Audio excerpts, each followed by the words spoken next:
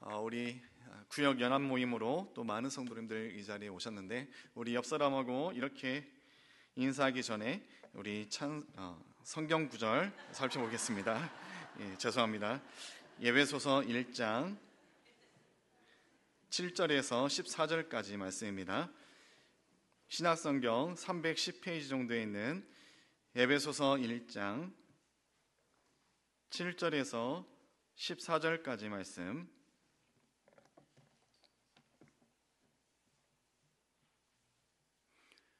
우리 다 찾으셨으면 한 절씩 교도하겠습니다.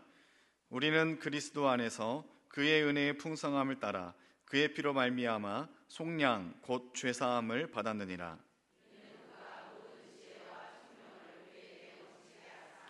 그 뜻의 비밀을 우리에게 알리신 것이요 그의 기뻐하심을 따라 그리스도 안에서 때가 찬 경륜을 위하여 예정하신 것이니,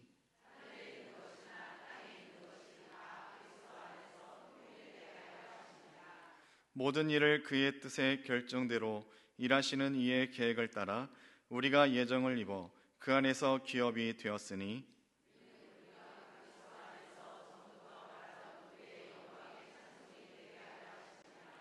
그 안에서 너희도 진리의 말씀 곧 너희의 구원의 복음을 듣고 그 안에서 또한 믿어 약속의 성령으로 인치심을 받았으니, 이는 우리 기업의 보증이 되사 그 얻으신 것을 속량하시고 그의 영광을 찬송하게 하려 하심이라.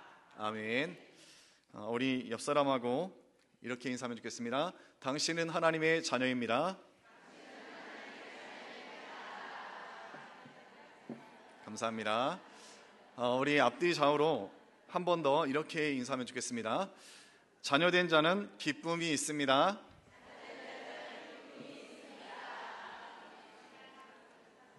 감사합니다. 하나님의 자녀된 자로서 날마다 삶 가운데 그 기쁨을 잊지 않고 또 살아가시는 여러분 되시기를 간절히 소망합니다. 오늘 본문에 예배소서 우리가 7절에서 14절 우리가 봉독을 했죠. 그런데 이 본문에 앞서 3절부터 6절까지의 본문을 가지고 또 말씀을 우리가 나누었던 그런 시간이 있었습니다.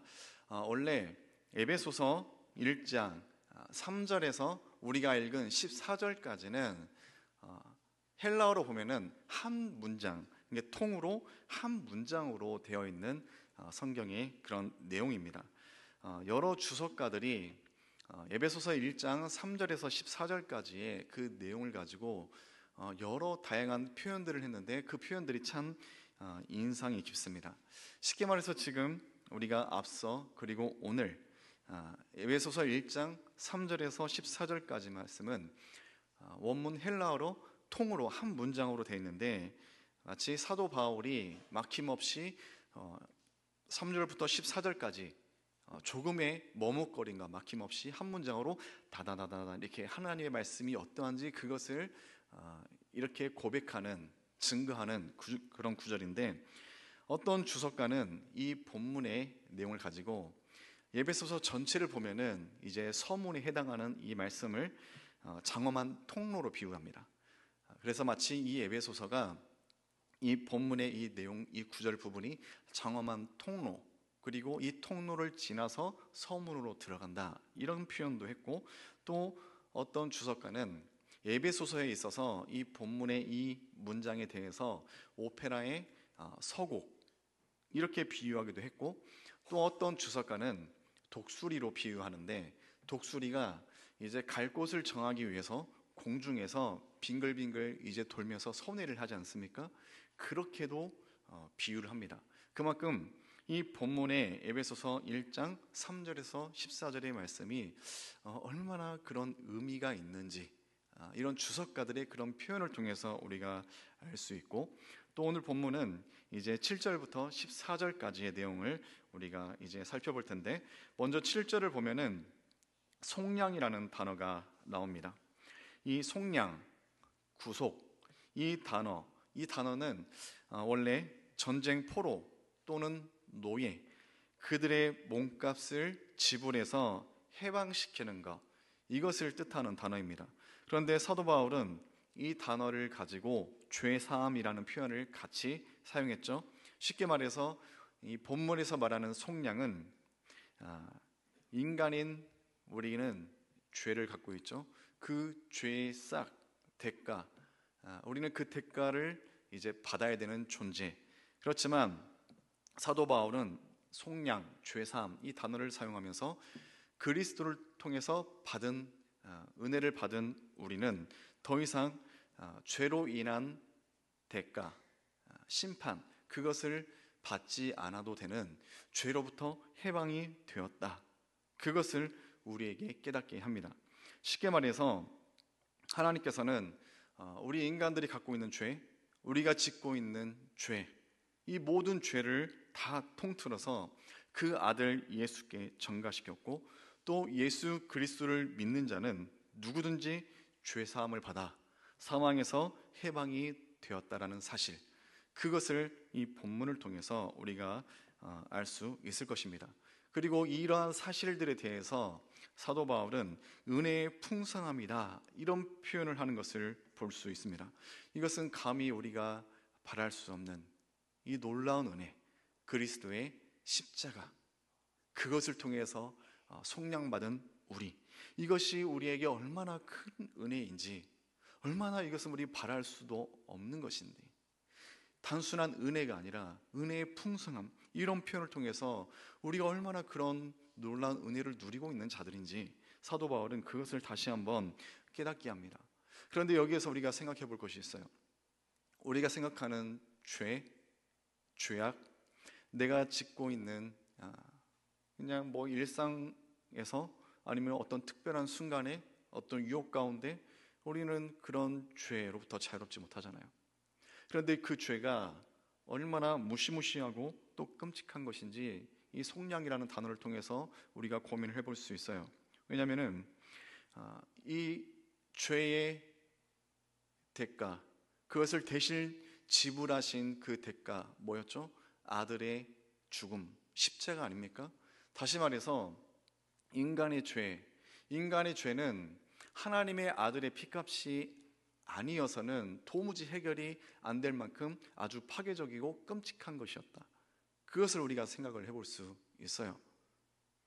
이처럼 죄의 끔찍함으로 인해서 죽을 수밖에 없는 우리를 더 큰 하나님의 사랑으로 덮으셔서 그 아들 예수께서 이 땅에 오셔서 십자가에 피 흘리심, 죽으심으로 말미암아 우리는 더 이상 죄의 노예가 아니라 죄로부터 해방되어서 하나님의 자녀, 더 이상 죄의 종노릇 하지 않은 그런 속량, 구원의 은혜를 누리는 그런 하나님의 백성이 되었다.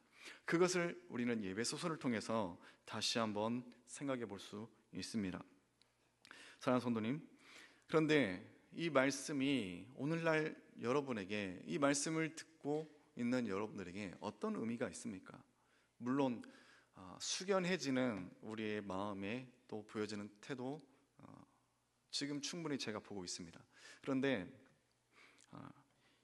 예수님께서 십자가의 죽임을 당하셨다, 복음, 주님의 피 흘리심, 이런 얘기를 들을 때 여러분들은 어떤 마음이십니까?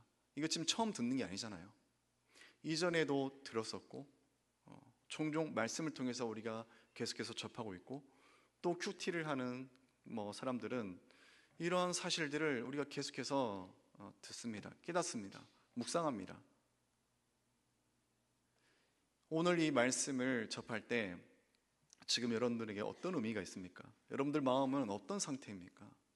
이 십자가를 들었을 때 십자가만을 묵상해도 내 마음과 내 눈에는 눈물, 이런 은혜, 충만함, 이런 것들이 있습니까?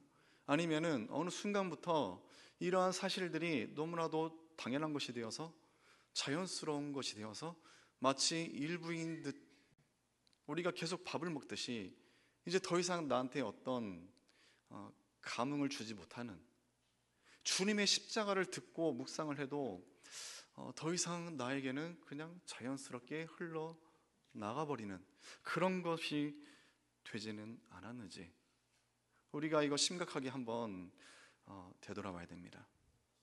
정말 지금도 십자가를 우리가 듣기만 해도 내 안에 숙연함과 눈물과 큰 은혜와 감동, 소망이 주어지는지, 아니면은 십자가를 들었는데도 불구하고, 그것을 묵상하는데도 불구하고 너무나도 친숙해서 이제 시시한 것이 돼버리진 않았는지.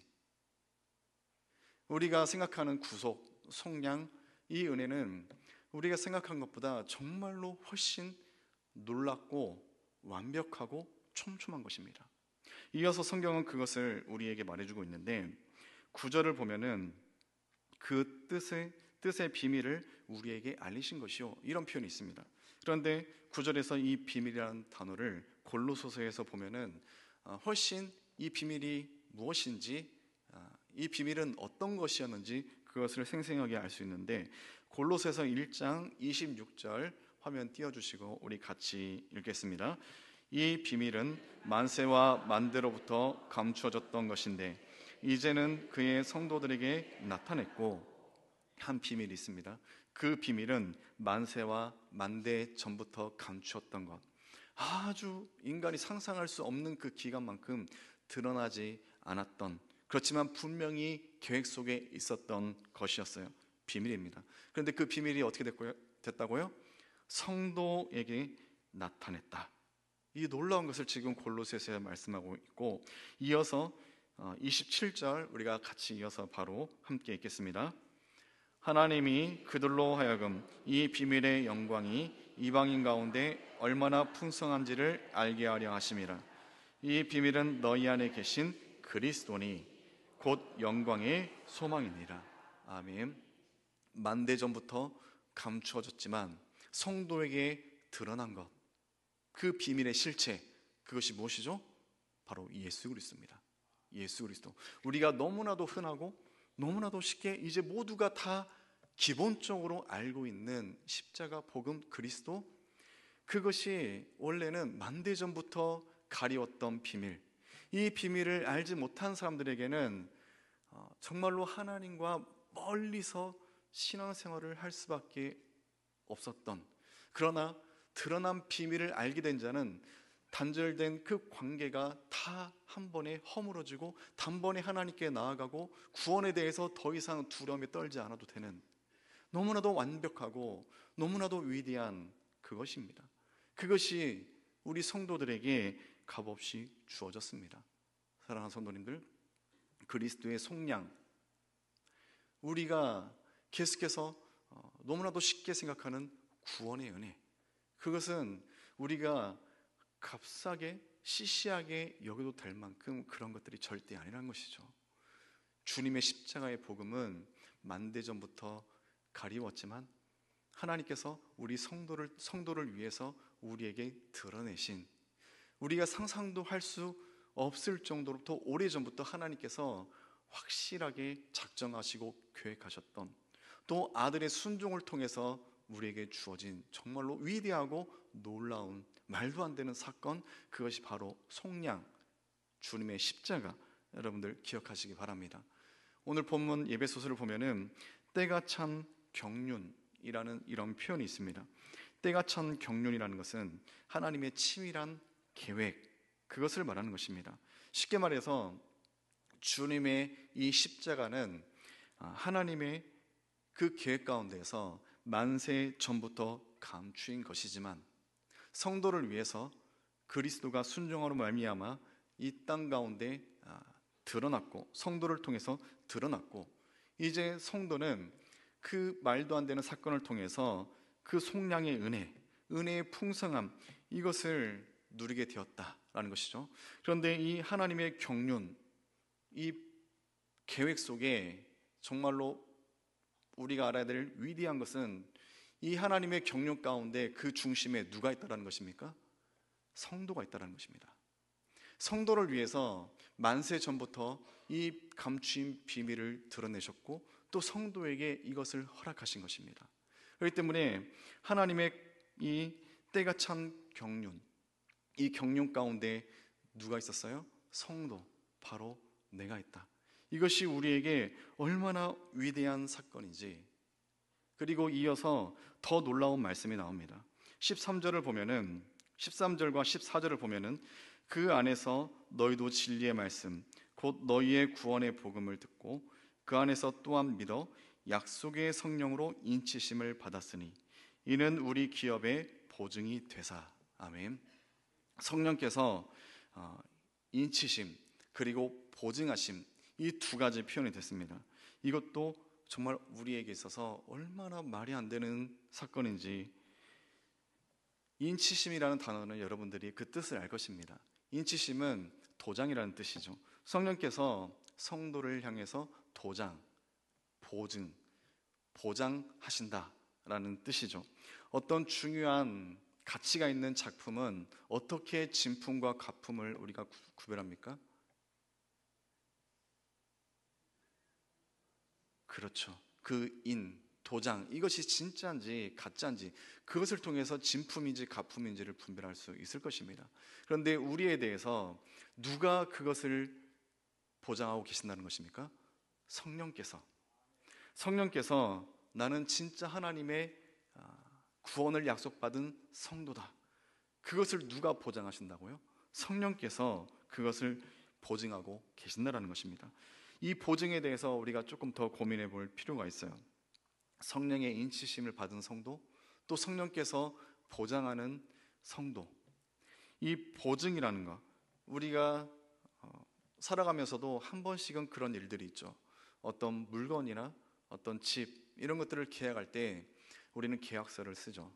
그리고 이 계약서를 쓰면서 이 물건을 내가 구입하겠습니다. 이 물건은 내가 구입할게요. 이 집은 제가 들어가서 살게요.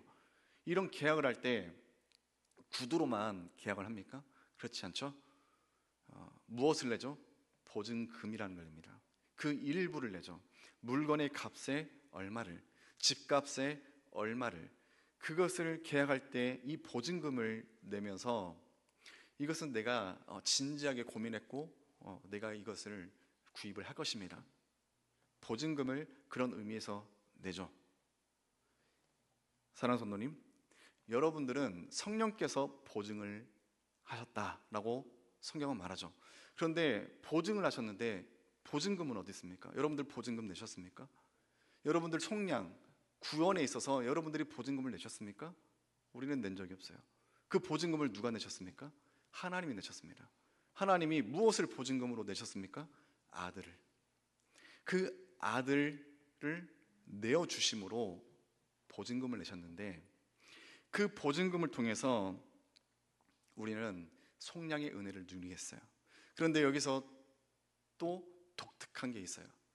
계약을 할 때 우리는 일부를 내잖아요. 그런데 하나님은 어떻게 하셨습니까? 우리를 보증하기 위해서, 우리를 사시기 위해서 하나님은 일부가 아니라 완부를 하신 거예요. 한 번에 완납을 하신 것입니다. 그렇기 때문에 성령이 그것을 분명하게 보장하고 계십니다. 이 사실을 우리가 분명히 알았을 때 우리는 또 한 가지를 알 수 있어요. 바로 하나님의 의지라는 것입니다. 하나님이 여러분들을 구원하시기로, 여러분들에게 속량의 은혜를 베푸시기로 얼마나 진지하고 확실하게 이 일을 하실지. 여러분들 계약할 때 보증금 일부를 내죠. 그런데 완부를 했다라는 것은 무엇을 말한 것입니까? 이것은 결코 뒤집어지지 않는 것. 계약을 하면서 보증금의 일부를 낸다 할지라도 뒤집어지는 경우가 분명히 있어요. 더 좋은 매물이나 내 마음이 바뀌면은 그 돈이 아깝지만 얼마든지 그거 파기할 수 있어요. 내가 감수할 수 있어요. 그런 일들이 없지 않아요. 그렇지만 완부를 했을 때 여러분 그거 뒤집어지는 경우가 있습니까? 아니요. 완부를 했다라는 것은 그것은 분명하고 확실한 의지거든요. 하나님께서 여러분들의 구원을 위해서 일부 조건을 달았습니까? 아니요.